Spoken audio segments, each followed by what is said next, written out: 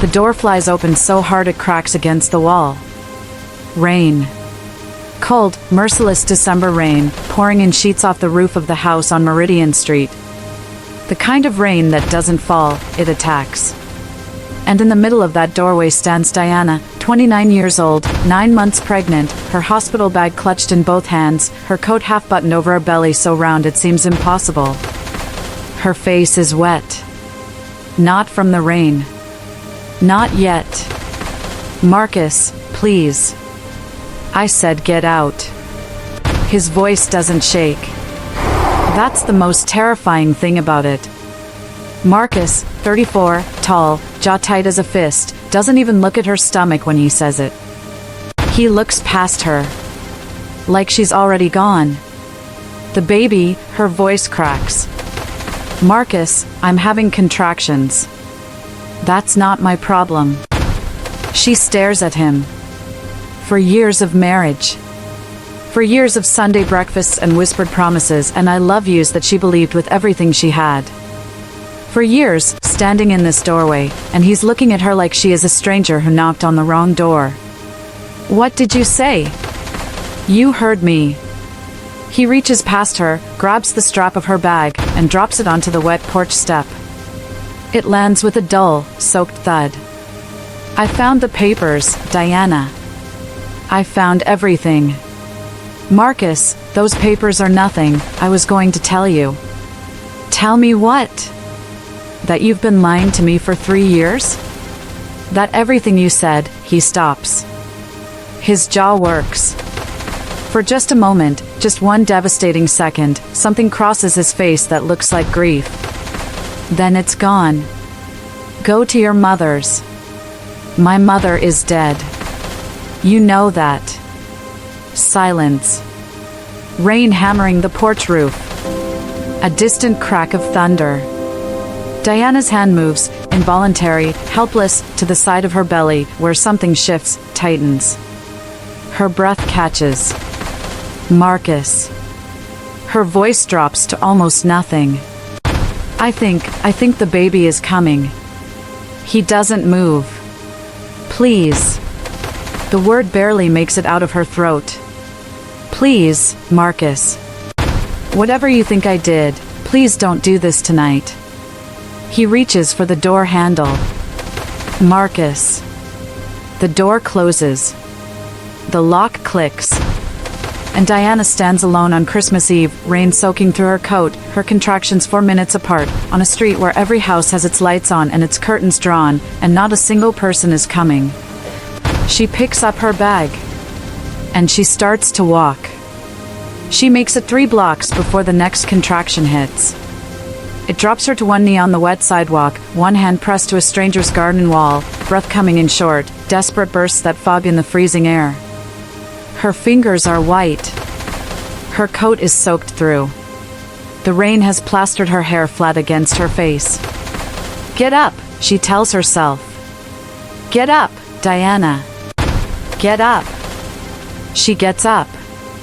The hospital is 2 miles away. She knows because she mapped it 6 weeks ago, sitting in the kitchen while Marcus made coffee and hummed to himself, and she thought, we are so ready. We are so ready for this. She walks. Past the Henderson's house with the plastic Santa on the roof. Past the corner store where old Mr. Abra always gave her extra change. Past the church with its nativity scene lit up gold in the rain. She stops at the nativity scene. Stares at it. Mary and Joseph and the baby in the hay. Okay, she says out loud, to no one, to herself, to whatever listening thing might be in the dark. Okay. I can do this. Her phone buzzes. She yanks it out of her pocket with trembling fingers. Marcus, don't contact me again. She stares at the message. Then she dials 911. The call drops. She stares at the screen. No service. The storm has knocked something out. She tries again. Drops again. A third time, rings twice, static, gone. The next contraction comes and she screams, she can't help it, it tears out of her, and she crumbles against the church wall, the cold stone pressing into her back, her bag fallen open in the rain, everything spilling out, the tiny onesie she packed, the photo of the ultrasound, the name she'd written in her journal 100 times. Nora. She'd wanted to name her Nora. Help me. Her voice is barely a sound. Somebody please. A light comes on across the street. The door opens before she can even raise her hand to knock. Ruth, 67, small and fierce, reading glasses pushed up on her head, a bathrobe that says property of nobody across the chest, stands in the doorway holding a flashlight like a weapon. I heard you, Ruth says. She's already looking at Diana's belly, already calculating. How far apart? 3, maybe 3 minutes. Can you walk? I've been walking for 20 minutes. Good. Ruth grabs her arm. Come inside. The house is warm. Christmas tree in the corner, blinking softly. The smell of cinnamon and something roasting. Diana almost collapses at the warmth of it, her legs nearly go out entirely. Sit. Ruth is already on her phone. Yes, hello, this is Ruth Okafor at 14, Clover Lane. I have a woman in active labor, she needs an ambulance. No, she is not fine, she is soaked and she has been walking in a thunderstorm. A pause. Ruth's face tightens. 45 minutes? Do you understand what active labor means? Another pause. Fine. Fine. We'll manage. She hangs up and looks at Diana with an expression that is terrifying in its calm. 45 minutes, Diana says. 45 minutes, Ruth confirms. So, tell me your name. Diana. Diana. Ruth sits across from her, takes both of Diana's freezing hands in both of hers. My name is Ruth. I delivered my own granddaughter in a car on the highway in 1987, so I need you to understand, you are going to be fine. She is going to be fine. A beat. Ruth squeezes her hands. What's her name? Diana's throat closes. Nora, she whispers.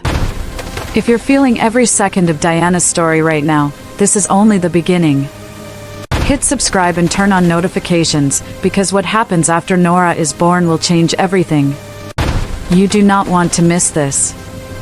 Nora Grace arrives at 11:58 p.m. on Christmas Eve.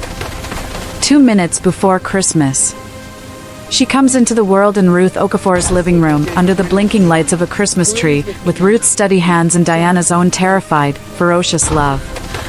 When Nora cries, that first thin, furious, perfect cry, Diana breaks. Not quietly. She breaks. Weeks of terror and years of trying and 9 months of fear, and tonight, it all comes out of her in great, wrenching sobs that she cannot stop, cannot control. She holds this tiny girl, this wet, squalling, red-faced miracle, and she cries and she cries and she cries. Ruth doesn't tell her to calm down. Ruth just puts a blanket around them both and sits on the floor and says nothing. Later, much later, after the paramedics come and go and declare them both healthy and remarkable, and after Ruth packs a bag of food Diana didn't ask for, Diana sits in the back of the ambulance wrapped in thermal foil, Nora tucked against her chest, and she looks at her phone. No messages from Marcus. She types one. Deletes it. Types another. Deletes it. Then she opens her notes app, and she types something else entirely. Day 1. I have nothing. I have Nora. That's enough. That has to be enough. I'm going to build something. I swear on her life, I'm going to build something they'll never be able to take from us. She stares at it. Then she closes her phone and presses her lips to the top of Nora's head. Merry Christmas, she whispers. We're going to be okay. She doesn't know yet how hard that promise will be to keep. 3 days in the hospital. Then Diana and Nora are released into a world that hasn't changed at all but feels like a different planet. She has $340 in a savings account Marcus doesn't know about. a duffel bag of clothes, a hospital-issue car seat, and a business card Ruth pressed into her hand before she left. Ruth Okafor, Okafor Property Group. Call me if you need anything. Diana almost throws it away. I know, but the baby She calls needs Ruth me instead right now. because she has nowhere I'll call you else back to go. after I eat. Ruth doesn't offer a handout. What she offers is worse and better. She offers Diana a deal. I have a building, Ruth says, over the phone, while Diana sits in a McDonald's feeding Nora and eating a $1 cheeseburger she's already regretting. Old textile place on the east side. Nobody wants it. The city's been on me about it for 2 years. I'll give you the ground floor for 6 months, rent-free, if you can tell me what you do with it. Diana stares at Nora. 6 months, she says slowly. 6 months. After that, market rate, or we renegotiate. I don't do charity, Diana. I do investment. So. Ruth's voice is sharp and clean as a blade. What are you going to do with it? The thing is, Diana knows exactly what she'd do with it. She'd been trying to tell Marcus for 3 years. A catering company. Not restaurant catering, personal catering. Boutique. High-end corporate lunches, intimate dinner parties, bespoke holiday events for the kind of clients who paid for an experience, not just a meal. She built the whole business plan in her spare time, late at night, while Marcus slept. That's what the papers were that he'd found. Not an affair. Not a betrayal.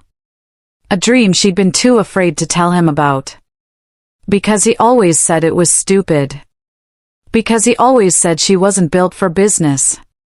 A catering company, Diana says. Boutique. Event-focused. I'll have my first client in 60 days. Silence on the line. 60 days, Ruth repeats. 60 days. Another silence. Deal, says Ruth. Don't make me regret it. Diana looks at Nora, at those tiny, sleeping fingers, that trusting, oblivious face, and something in her chest goes quiet and cold and certain all at once. She is not going to make Ruth regret it. She is going to burn the world down. What nobody tells you about building something from nothing is that it is ugly. It is calling clients from a second-hand office chair while Nora sleeps in a carrier strapped to your chest. It is convincing a supplier to extend credit because you have a business plan and a dream and exactly $214 left in your account. It is working until 2 a.m. and waking at 5 a.m. and doing it again and again and again until the days lose their edges and all you have is the work. Diana gets her first client on day 47. A law firm. Holiday party. 40 people. She cooks everything herself in the commercial kitchen of a church that lets her use it on weekends, carrying Nora in the carrier, both of them smelling like garlic and butter and sugar by the end of every night.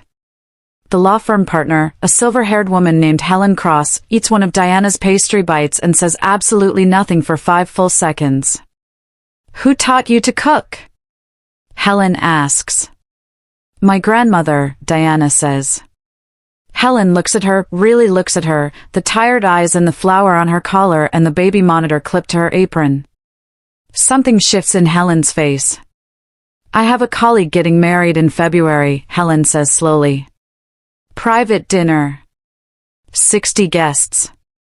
What would that cost? Diana names a price.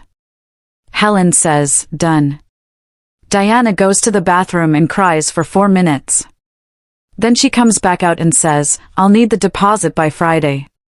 That is the moment Nora's table is born. You've watched Diana go from a soaked doorstep on Christmas Eve to something extraordinary, but what's coming next will destroy everything she's built. If you want to see how she survives it, subscribe right now and turn on notifications. Because part 2 is coming, and nothing will prepare you for what Marcus does next. 14 months later. Nora's table has 12 employees, a wait list, and a feature in the city's top lifestyle magazine. The headline reads, The Gutsy Chef Who Built an Empire with a Baby on Her Back. Diana sees the article online. On a Tuesday morning, coffee in hand, Nora on the kitchen floor stacking blocks. She feels, for the first time in over a year, something that almost feels like peace. Her phone rings. Unknown number. She answers. Diana. The voice is familiar in the way that old wounds are familiar, a recognition in her body before her mind catches up. Her coffee cup goes very still in her hand. You need to stop what you're doing, says Carol, Marcus's mother, her voice honeyed and vicious as always. Before you embarrass yourself further. Carol. Diana's voice is careful. I haven't heard from you in over a year. The article. A pause, loaded with meaning. Marcus saw the article. Diana says nothing. He's not well, Carol says. He lost his position at the firm. He's been struggling. And he saw what you've built and he thinks, another pause. He has a lawyer, Diana. Diana's blood goes cold. He's going to contest Nora's paternity. And if that doesn't work, Carol's voice drops. He's going to claim half the business. Spousal asset claims. You never filed the divorce paperwork, Diana. Neither did he. Diana stands completely still. The coffee cup in her hand is trembling. Or her hand is trembling. She can't tell. You're still legally married, Carol says. Everything you've built, Nora's table, the investors, all of it, he has a claim. His lawyer says he has a very good claim. On the kitchen floor, Nora picks up a red block and holds it up, smiling at her mother with that devastating, uncomplicated joy. Mama! Nora says. Look! Diana looks at her daughter. Carol, Diana says, and her voice is completely steady now, completely cold, in a way that surprises even herself. Tell Marcus I said thank you. Excuse me? Tell him thank you. For that night on the porch. For closing the door. A pause. Because if he hadn't, I never would have known what I was capable of. She takes a breath. And tell his lawyer to call mine. She hangs up. She looks at Nora for a long moment. Then she picks up the phone again and dials. Ruth, she says when the line connects. I need your help. Something's coming. What follows is the most brutal 6 weeks of Diana's life, and she has set the bar extremely high. Marcus's lawyer is Daniel Reed, 45, the kind of attorney who wears his confidence like a second skin. He files the claim on a Monday morning. By Tuesday, it's in 3 industry publications. By Wednesday, Diana's biggest corporate client calls to pause the contract pending resolution of legal ambiguities. Diana sits in her lawyer's office, Priya Singh, sharp and relentless, and listens to the numbers. He's claiming spousal interest in Nora's table, Priya says, spreading papers across the conference table. His argument is that the business was built during the marriage, partially on assets that were joint, specifically, the savings account you used to purchase your initial supplies. That account had $340 in it. He claims it was a joint account. Do you have documentation that it was solely in your name? Diana thinks about the $340. About the McDonald's cheeseburger. About the first client on day 47. I have everything, Diana says. I kept everything. Good. Priya's face is carefully neutral. There's something else. Diana waits. His lawyer is also filing for partial custody of Nora. Not full custody, he won't get that. But if he gets any standing, he gets access to your life. Your schedule. Your home. Everything. He left her on a porch, Diana says. Her voice is very quiet. He left a newborn baby, his daughter, on a porch in a thunderstorm. I know, Priya says. Can we prove it? Priya opens another folder. Your neighbor, Mrs. Henderson. She saw you leave the house that night. She didn't know you were in labor, but she remembers it. She's willing to testify. A pause. And there's a security camera on the church 2 blocks up. It caught you walking. Alone. In the rain. Diana closes her eyes. She can feel it again, that rain, that cold, that impossible walk. The way each step felt like it might be her last, and she took it anyway. She opens her eyes. What do we do? She asks. Priya looks at her steadily. We fight. 2 weeks before the hearing, the second investor pulls out. Diana gets the email on a Thursday, sitting in the empty Nora's table kitchen at 11 p.m., the remains of the day's prep still on the counters. She reads it 3 times. Then she puts her phone down and sits very, very still. Without that investment, the expansion, the second location, the one that would have doubled capacity and hired 20 more people, is over. Everything she's worked toward, every late night and sacrifice and quiet desperate act of survival is balanced on a razor's edge. And she doesn't know if she can hold it. She calls Ruth. Ruth answers on the second ring. I heard, Ruth says, before Diana can speak. How? Priya called me. Diana stares at the stainless steel counter. In the reflection she barely recognizes herself, hollowed out, exhausted, still flower in her hair at 11 p.m. Ruth, she says, and her voice finally breaks, I don't know if I can do this. I know, Ruth says. I have a daughter. She needs. I know what she needs. I also know what you need. Ruth pauses. Do you remember what you said to me? When I gave you the building? Diana is silent. You said 60 days, Ruth says. 60 days, and your first client. And it was 47. This is different. It's not different. It's just bigger. Ruth's voice is fierce and gentle at once. Diana. I'm going to be in your corner at that hearing. And I'm going to make a phone call tonight.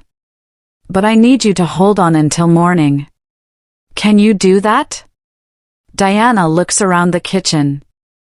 At the photos Nora's table staff put on the wall, every event, every party, every meal. 47 events in 14 months. 12 employees. Hundreds of clients. Built from $340 and a dream Marcus called stupid. Yeah, Diana says. I can do that. She hangs up. She grabs a cloth. And she starts cleaning the counter. Because tomorrow she gets back up. Because she always gets back up. Because that's what she is now. The morning of the hearing, Diana arrives at the courthouse in a blue dress she bought from a thrift store and had tailored herself. Nora is with Ruth. Diana's hands are steady. Priya meets her on the steps. One look at Priya's face stops Diana cold. What? Diana says. Not a question. Marcus's lawyer filed a motion this morning. Priya's voice is very controlled. New evidence. Something from before the marriage. Diana's stomach drops. What evidence? Priya opens the folder. Diana looks at the document inside.